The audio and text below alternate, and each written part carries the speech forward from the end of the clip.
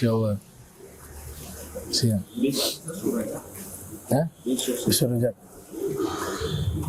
Rajab, Sya'ban, Ramadan habis. Cepat. Saya. Kada rasa. Saya. Saya. Maghrib ya, dia saya. Saya. Ada doa. Saya. Namanya Syahrul Istighfar. Bulan istighfar paling bagus. Amalan-amalan. Saya. Kalau Sya'ban kan syahru salawat. Bulan salawat. Kalau Ramadan syahrul Quran. Bulan Al-Quran. Saya. Insyaallah. Mari.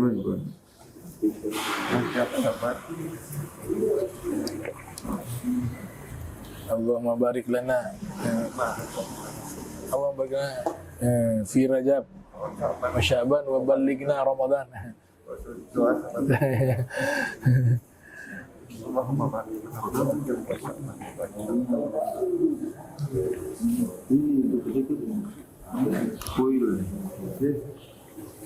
Mari halo aja. Bismillah. Ini mau berangkat ke Hadramaut di sini terus. Ini hafal Al-Quran nih. Ke Obi ya, ke Obi. Insyaallah mudah-mudahan depan jadi apa di Obi di Obi. Nah. Dari Al-Herat Palu.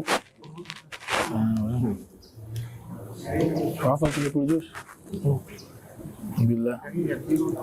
Dua.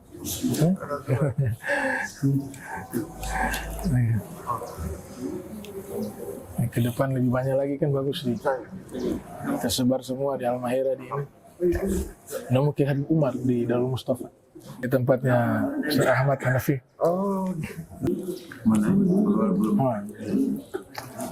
Nanti pertengahan Sya'ban biasa libur kan. Saya biasa ke Habib Abu Bakar. Abu yang. Ini mau dapat penghargaan Profesor Doktor Abu Bakar di Makassar.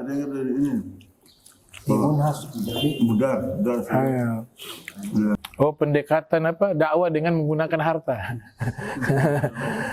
Dakwah bil mal. Karena beliau kan dakwanya, masya Allah, pakai. Semakan orang terhenti-henti. Di Depok juga begitu. Sama. Tiap hari. Orang dia angkat tangan. Waktu bulan Ramadan kemarin itu, ketua bilang ke saya, ini habis berapa kira-kira nih? Saya 3 bulan di sini. Terus saya tanya, saya bilang berapa ya? 1 MB. 2,5 miliar habis 3 bulan. Hanya kan ada kasih bantuan juga ke buruh, ada yang penyakit kusta itu masing-masing dapat.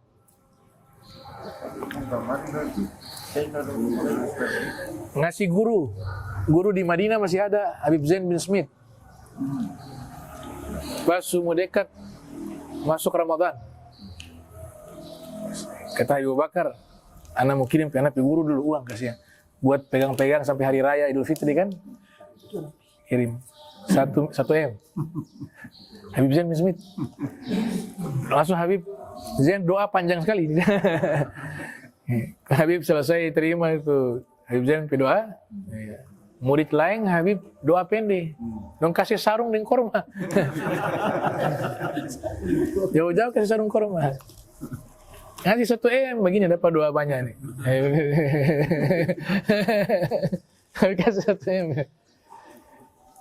Bilang itu sampai Idul Fitri. Masya Allah.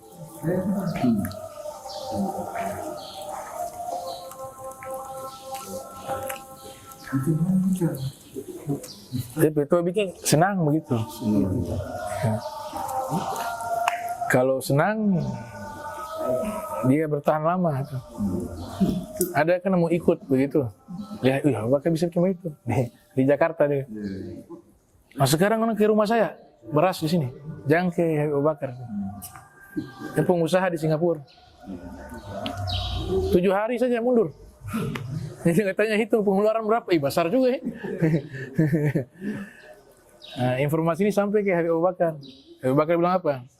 Dia bikin amal baik itu pakai hawa nafsu. Kalau saya bikinnya bukan pakai hawa nafsu. Makanya bertahan lama. Dan ini tidak mudah ini.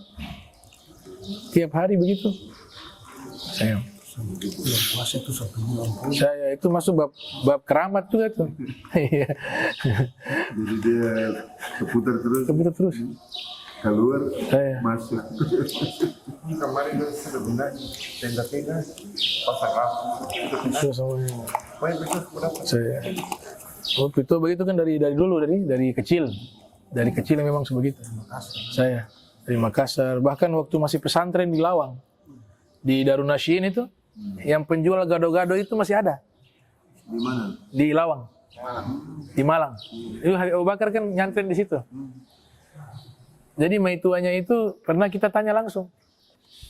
Kenal Habib Abu Bakar? Oh, kenal sekali. Oh, itu sudah lama itu. Itu sudah lama itu. Wah, itu anaknya luar biasa itu. Sering bawa teman-temannya ngasih makan, traktir. Kadang nggak ada uang, dihutang. Tapi utangnya kasih makan teman-teman. Terus Habib Bakar bilang, Bu, ini bagaimana nih? Uang tidak ada. Bagaimana kalau saya ganti dengan cuci piring? Boleh ini saya pinjam, saya kasih titip. Nanti sudah ada uang, saya bayar, baru saya ambil, saya pinjam. Padahal itu kasih makan teman-teman. Itu sudah dari kecil. Jadi itu. Terbawa Sampai sekarang. Makan tidak pernah sendiri. Selalu ada orang di samping. Dari dulu sampai hari ini. Tidak pernah sendiri makan. Dan tidak pernah injak pasar. Tidak pernah injak pasar. Sampai hari ini. Itu beliau bilang langsung saya. Anak tak tahu pasar tuh bentuk bagaimana. Abdurrahman. Dia bentur tuh kita tertahu. Karena ada yang belanja kan. Anak tahu hanya makan saja. Akan ikan ini.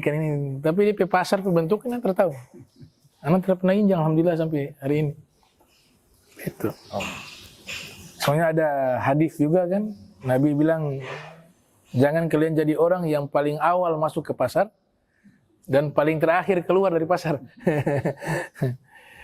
Karena pasar ini kan di dalam hadis, ahabul bilad ilallah masajiduha wa abgadul bilad ilallah aswaquha. Salah satu tempat yang paling dibenci oleh Allah pasar. Tidak, maksudnya bukan semua, tidak. Karena potensi kelalaian paling banyak di situ. Kayak masuk di mall sampai terasa semua. Iya. Sholat nih lewat-lewat. Baru ada praktek curang dalam timbangan. Nah, itu yang bikin Allah benci itu. Tuh. Timbang dikurang-kurangi, barang bilang bagus padahal tidak bagus. Iya, saya kayak bilang ini made in ini padahal pakai kesana rusak. Pakai sumpah lagi nama Allah. Nah, maka itu yang bikin Allah benci itu. Wa fil hadis, tempat bertelurnya syaitan di situ. Di pasar. Ya. Jadi orang yang paling awal masuk pasar, kemudian dia paling akhir keluar pasar, masuk paling awal, keluar paling akhir. Itu ketika dia keluar, dia bawa telurnya setan. Nah, ini hadis berarti menunjukkan setan itu dia bukan melahirkan, ya. Dia bertelur. Kalau terkait dengan yang pernah saya dengar, katanya ada 10 pintu rezeki. 9 ini kan lewat perdagangan. Yang satu ini yang PNS.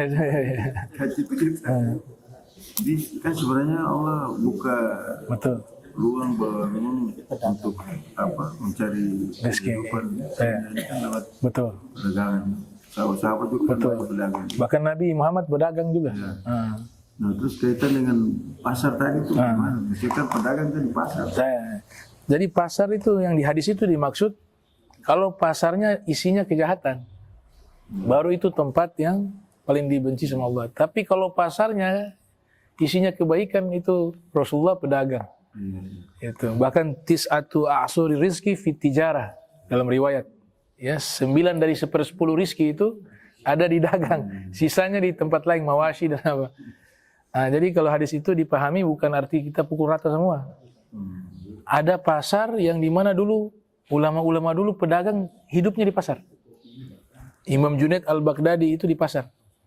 Tapi kalau konsumen tidak ada sholat sunnah. Sampai dikatakan kalau mulai buka toko sampai tutup toko itu bisa dapat 700 rakaat, 1000 rakaat sholat sunnahnya. Iya. Kemudian Abu Hanifah. Abu Hanifah kaya raya, Imam Abu Hanifah. Itu pedagang kain di pasar. Punya ruko ada 2. Ruko pertama tempat jualan. Ruko kedua ruangan kelas. Jadi murid-muridnya belajar tuh dalam pasar. Alumni pasar. Al-Ghazali Abu Yusuf itu lulusan pasar. Kemudian juga ada Muhammad bin Sirin, pedagang madu di dalam pasar. Yang terkenal Imam Muslim. Hadis Sahih Muslim. Penjual kain sutra di pasar. Ayahnya Imam Bukhari. Penjual juga di dalam pasar. Ada ulama di Mesir namanya Lais bin Sa'ad al-Misri, kaya raya. Yang kalau tamu datang makan roti, taruh koin emas di dalam. Gigi sudah apa itu? Itu pebisnis kaya raya. Dan ulama-ulama yang memang disuruh fokus, tidak usah kerja. Beliau yang tanggung nafkahnya. Seperti Imam Malik tuh. Imam Malik, Lais bin Sa'ad bilang, wahai Imam Malik, tidak usah kerja. Antum habiskan waktu untuk hadis Nabi sudah. Urusan kebutuhannya apa? Saya. Anak mau kawin kasih tahu saya. Beliau Masya Allah kaya sekali di pasar. Tapi pasarnya pasar-pasar yang menghidupkan keadilan, menghidupkan ibadah. Itu diridhoi oleh Allah. Pahalanya lebih besar. Bahkan ada zikir khusus itu. Ya, masuk pasar saja baru bisa dapat pahala itu. Dosa diampuni 1 juta dosa. Diangkat 1 juta derajat. Itu zikir hanya khusus dibaca ketika masuk pasar. Dia berzikir tuh asyhadu an la ilaha illallah lahul mulku wal hamdu yuhyi wa biyadil khair wa huwa ala kulli syai'in qadir. Kurang lebih zikirnya seperti itu.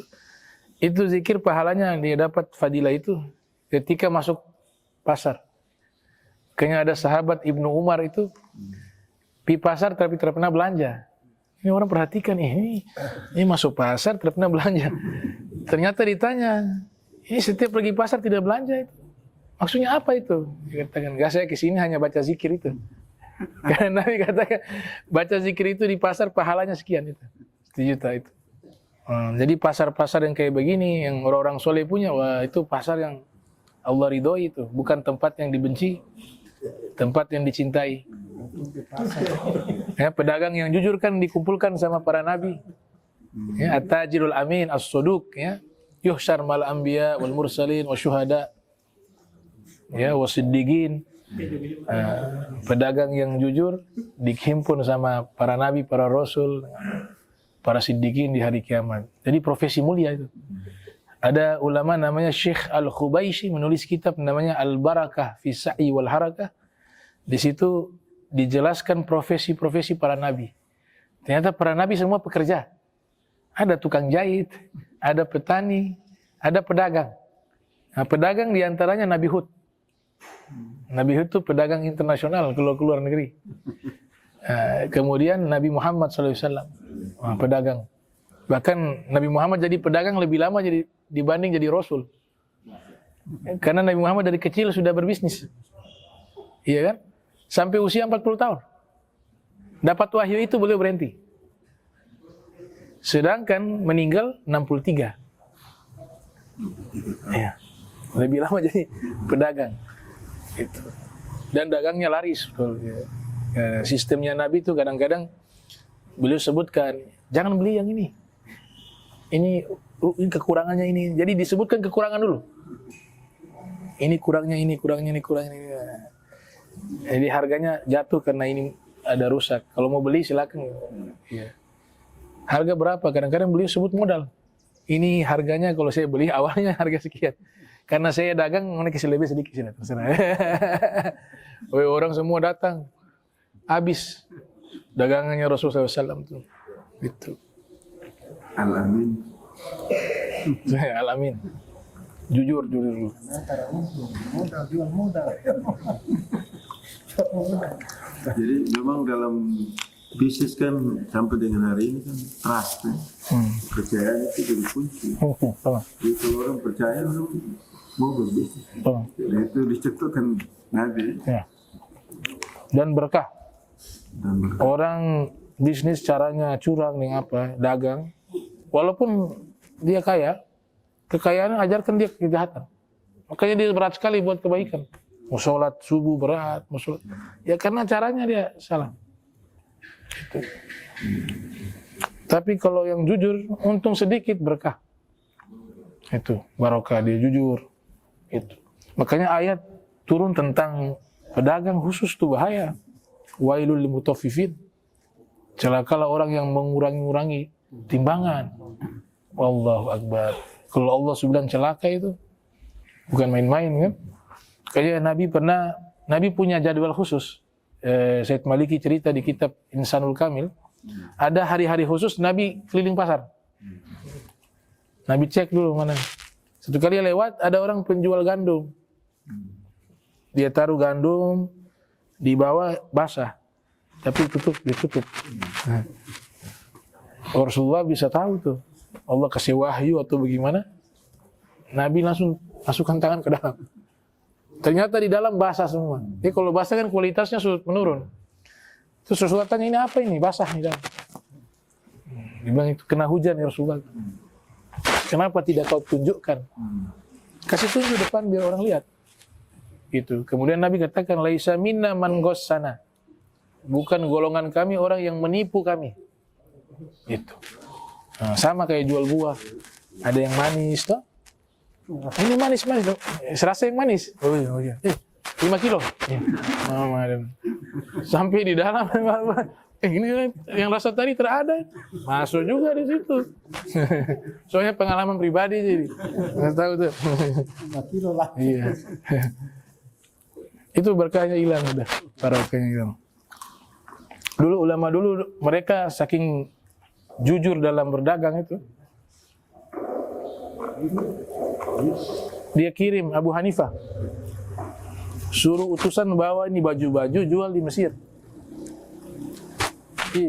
Kau jual di Mesir nih baju-baju. Berangkatlah ini. Abu Hanifah baru ingat ada satu baju yang cacat. Walah, ada baju yang rusak. Masuk di situ. Zaman dulu kan susah mau komunikasi. Sudah terlanjur dia sudah. Tak lama dia balik. Sulaku semua. Yang cacat. Iya, yang cacat melaku. Abu Hanifah bilang, pakaian habis semua. Iya, semua habis. Alhamdulillah. Dia bilang bukan alhamdulillah. Ada satu tuh baju su cacat. Terus di mana? Oh, sudah terjual. Ada pedoi mana? Karena kasih pisah tidak. Mau tahu bagaimana pisah dan campur? Dia bilang, saya tertuhal sudah semua doi sudah campur. Abu Hanifah renungkan tuh doi. Ada satu baju yang rusak orang sebeli. Dosa ini. Kalau dia tahu ini, dia tidak tahu ini rusak. Saya bilang kalau gitu ini uang, anak kasih sedekah semua. Fukara rumah sakit. Ya, Pak. Karena saya masih bingung mana yang tadi terjual yang cacat itu dia pedoi semua masuk ini sama mana ini. Sudah campur. Daripada saya ambil yang ada yang haram di situ, mendingan semua sudah sedekah. Kayak begitu. Ada Muhammad bin Sirin jual madu. Jual madu. Padahal orang punya, cuma hanya tugas jaga. Tapi ini Muhammad bin Sirin yang tafsir Al-Ahlam, tafsir mimpi. Pas buka toko, Petua buka ternyata ada tikus, mati di atas. Padahal tong besar. Nah kalau hukum fikih itu kalau dia padat, madu kan dia agak padat, tidak cair. Itu cukup saja yang di samping-samping itu, bangkainya diangkat, kemudian di samping-samping itu diangkat. Sisanya suci. Kalau dia cair ya beda lagi masalahnya. Tapi karena takut nanti konsumen beli mungkin ada DP bulu dengan apa atau ada kuman atau akhirnya beliau kasih tumpah semua. Satu tong. Orang mau beli tutup toko, gimana tutup? Madu jatuh, bangkai tikus jadi saya buang semua. Pemiliknya datang. Pemilik dari jauh toko tutup, alhamdulillah. Sulaku itu pagi-pagi habis madu. Alhamdulillah, dengan doa. Sana Muhammad bin Sirin berjalan, bagaimana ini? ini tumben pagi-pagi sekali suruh laku. Dia bilang, mohon maaf, itu bukan laku, bukan. Itu saya buka tadi tong madu ada tikus. Iya, di dalam Sumati. Ya, saya takut. Itu nanti konsumen beli, mereka sakit dan apa. Makanya saya kasih buang semua. Dia pemilik marah, dia bilang, kenapa anak buang semua? Tong itu kan besar. Anak masih saya buang yang di atas saja. Ini saya bangkrut, saya rugi. Dia bilang, saya berutang sudah untuk itu. Tidak apa-apa. Kalau gitu bayar sekarang. Ada uang. Dilapor ke polisi, masuk penjara. Masuk penjara. Dan subhanallah beliau tutupi itu. Jadi istrinya datang, istrinya cari, dapat informasi suami di penjara. Datang ke yang punya madu ini. Mana saya suami kok 1 hari ini tidak pulang. Saya ke toko juga tidak ada. Yang punya madu bilang saya suruh tuntut dia. Dia masuk penjara. Kenapa? Dia kasih rugi saya. Saya punya madu 1 tong itu tikus panggal jatuh, dia buang semua. Saya mau ganti sekarang, dia tidak bisa. Istrinya datang ke Muhammad bin Sirin. Gimana itu punya murid-murid kan orang-orang kaya banyak. Kita lapor ke murid-murid saja, biar don tebus, don ganti tuh madu, udah selesai itu perkara. Dia bilang jangan. Kalau don tanya saya, bilang saya ada keluar lah begitu. Jangan bebankan murid-murid saya. Ya.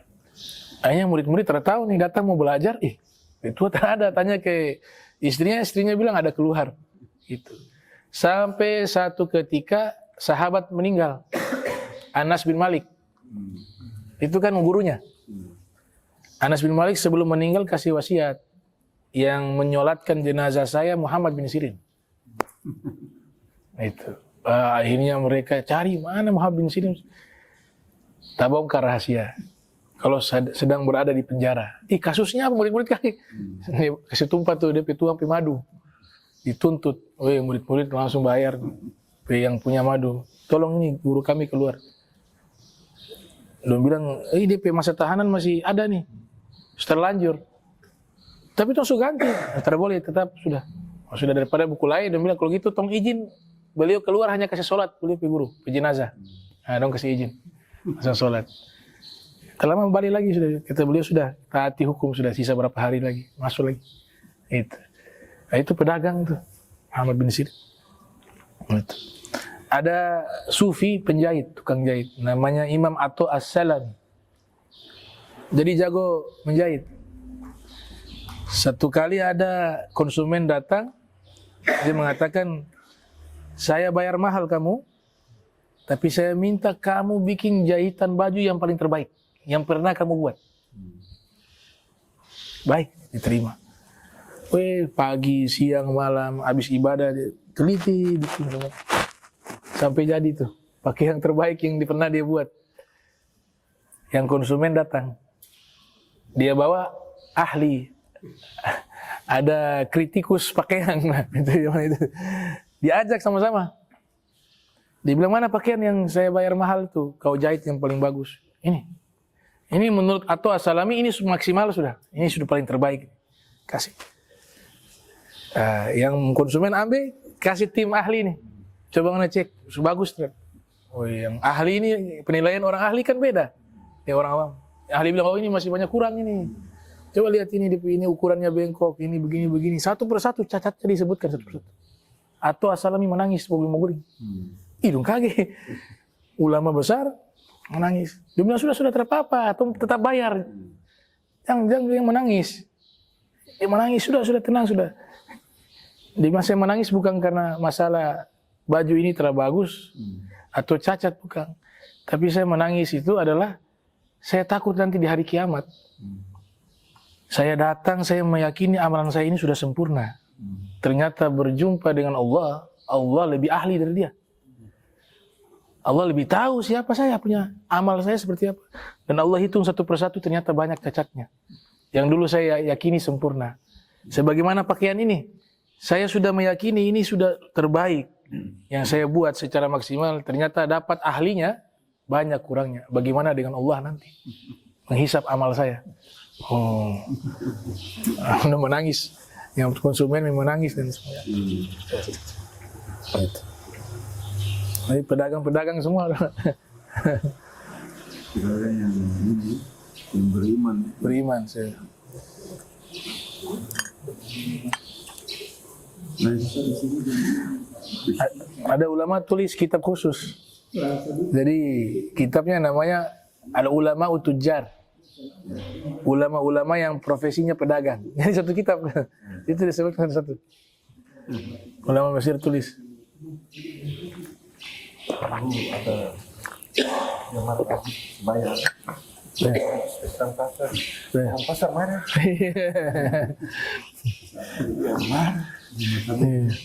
Ibu hadis dari pasar. Orang yang pakai tong di mana? itu masih di dalam terminal itu ramai juga. Ya. Dalam pasar. Oh saya gitu. Itu setiap waktu itu namanya banyak. Banyak. Memang kalau dalam pasar itu.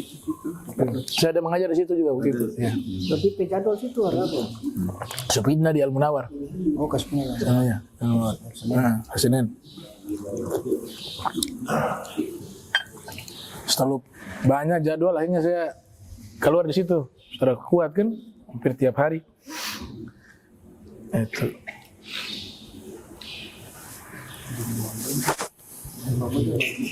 Kalau hadis itu dibawa memang orang pasar marah.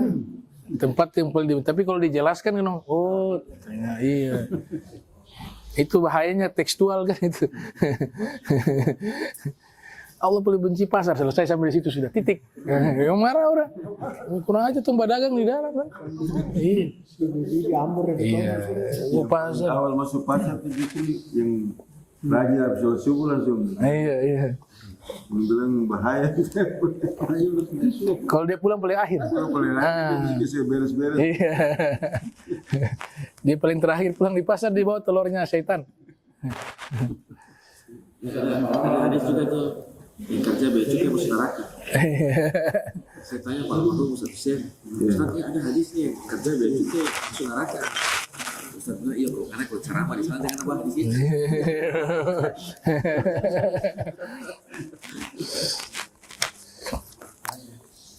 Itu juga yang maksudnya yang datang awal pulang akhir. Dia bawa telur setan itu di sarahnya itu Tuhfatul Ahwas bilang itu kalau dia di dalam pasar sepanjang itu tidak ibadah.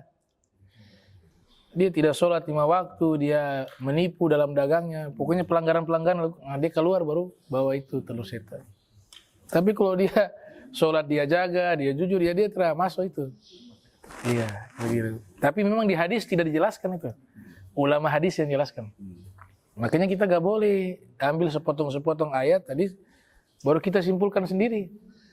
Akan kayak tadi itu, orang pasar marah. Itu. Padahal maksudnya bukan di situ saja. Sekarang kan lagi tren kan kafe, orang duduk ngobrol buang waktu, ngobrolnya sudah apa sih? Yang kadang-kadang nggak ada manfaat juga. Tapi kadang juga ada yang bermanfaat, diskusi hal yang. Nah itu yang mungkin membuang-buang waktu, itu juga masuk. Membuang waktu itu mahal. Saya mahal. Kalau kita cuma duduk-duduk ketawa-ketawa. Iya. Orang masuk surga saja menyesal. Ini masuk surga, dia ada menyesal. Karena surga itu kan ada tingkatan-tingkatan, ada kelasnya. Jadi Nabi katakan laisa yatahassaru ahlul jannati fil jannati illa ala sa'atin marrat bihim lam yazkurullah ta'ala fiha. Tidaklah menyesal penghuni surga ketika masuk ke dalam surga kecuali satu hal yang mereka sesali, yaitu satu waktu di dunia ini dia terlewatkan sia-sia. Satu waktu saja yang terlewatkan sia-sia, tidak digunakan untuk kebaikan di dalamnya. Situ mengingat Allah atau ibadah atau hal-hal yang mendatangkan manfaat kan? Itu. Satu waktu banyak. Nabi bilang satu waktu. Bagaimana kalau ada yang terus istiqomah di situ, yang sia-sia. Nah, menyesal karena tingkatan surga di bawah kan. Kalau saya waktu itu saya gunakan lebih ini bisa di atas. Sama-sama. Iya. Di atas sudah ada kelas VIP dan terus saya renungkan, saya bilang, ini yang masuk surga menyasar. Gimana yang masuk neraka tuh?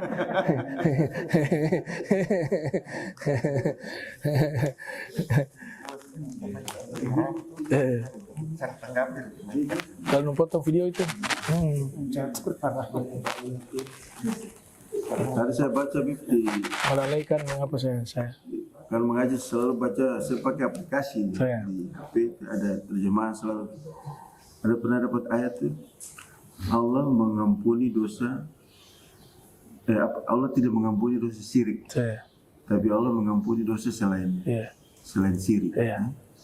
Jadi kadang-kadang saya rasa kayak optimis gitu, walaupun kita banyak dosa, tapi ada potensi kita diampuni dan bisa selamat sampai masuk surga. Kecuali makanya kalau dosa syirik itu betul-betul luar biasa. Dosa besar. Punya amal banyak, tapi kalau Ah, ada syirik, Allah betul-betul. saya. Itu maksudnya ketika sudah meninggal dunia. Jadi semua dosa termasuk syirik itu tetap diampuni.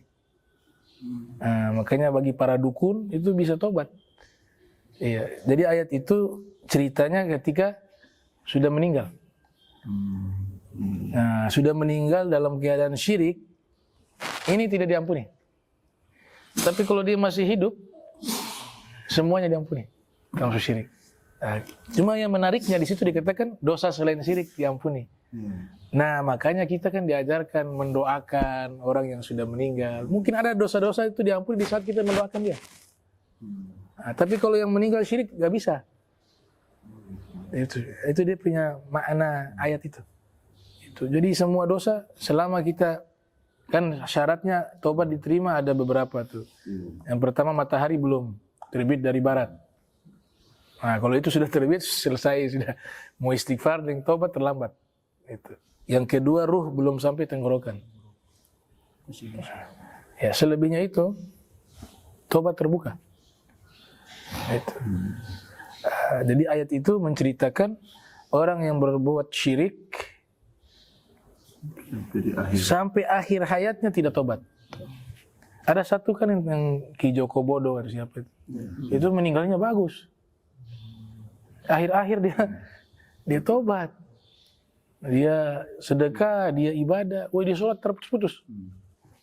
Sementara tahu orang sampai akhir. Makanya kita dilarang memvonis orang ahli neraka, ahli surga, itu bukan haknya kita. Kita tidak tahu, kita yang awalnya baik begini, kita gak bisa jamin akhir kita baik. Demikian orang yang buruk. Kita lihat buruk, tapi belum tentu dia punya akhir itu buruk. Itu yang bikin Imam Haddad tiap malam menangis. Tuh. Imam Haddad yang menyusun Ratibul Haddad, tiap malam menangis sampai kalau ada orang ronda malam lewat di rumahnya, kan di atas tingkat. Itu bajunya basah lewat di situ. Dia terhadap hujan, padahal beliau sujud lagi menangis air mata. Padahal mata Allah cabut kenikmatan melihat dari ini. Itu tasbihnya kalau diukur panjang sampai sana. Ulama besar, wali besar. Salah satu sebab beliau punya rasa khauf itu karena ini. Makanya doanya mengatakan, ya Allah saya tidak punya amal baik. Iya. Amal baik saya sedikit, bahkan tidak ada. Itu. Saya renungkan kalau beliau bilang beliau punya tidak ada amal baik, gurunya jadi aulia ulama, sholat 700 rakaat dari kecil, sunnah, sholat sunnah 700 rakaat. Kemudian itu beliau menjadi rujukan pada zaman itu di Tarim. Tapi tiap malamnya menangis karena takut amalan saya ini banyak dosanya dibanding kebaikan. Beliau katakan saya punya dosa lebih banyak ya Allah daripada amal baik saya. Maka rahmatmu yang saya harapkan itu. Tiap malam menangis. Nah ini pendosa terbalik ulang. Tertawa tengah malam. Orang aulia ini menangis tengah malam. Padahal tidak ada melakukan pelanggaran. Sampai beliau katakan, ma min sunnatin, tidak ada sunnah Nabi yang Nabi pernah lakukan, melainkan semuanya saya sudah lakukan. Kecuali satu saja, riwayat Nabi kan rambut pernah sampai di bahu. Beliau rambut tidak sampai di situ. Tapi nanti pas meninggal dunia rambut tumbuh sampai di sini. Berarti semua sunnah ya, keinginannya. Itu. Tiap malam menangis. Itu. Nah kita ini yang banyak dosa, malam tertawa. Tawa. tidur dengan nyaman. Itu. Ada ulama Turki namanya Said Nursi namanya. Said Nursi. Sebelum tidur itu dia hisap dia punya anggota tubuh semua. Wahai tangan, hari ini kau lakukan apa? Dia ingat-ingat. Oh, ada dosa ini, istighfar. Habis mata, hari ini kau bikin dosa apa? Nah, dia ingat-ingat ada dosanya, istighfar, dosa ini. Ya Allah. Sampai semua anggota tubuh, kaki, lidah semua. Sudah semua dihisap, sudah diistighfarkan seluruh anggota tubuhnya, baru tidur. Wah, kayak begitu luar biasa. Iya. Tong kurang di situ kan? Ya, kurang di situ. Padahal itu penting. Kita harus tidur dalam keadaan sudah diampuni sama Allah. Iya. Iya. Karena pasti satu hari itu ada kesalahan. Itu. Sudah cara yang terakhir itu sudah. Saya zaman sekarang harus banyak-banyak ini tobat. Iya. Tapi itu mesti pakai data kasih hilang dulu. Kalau pakai data beramal. Biar ya.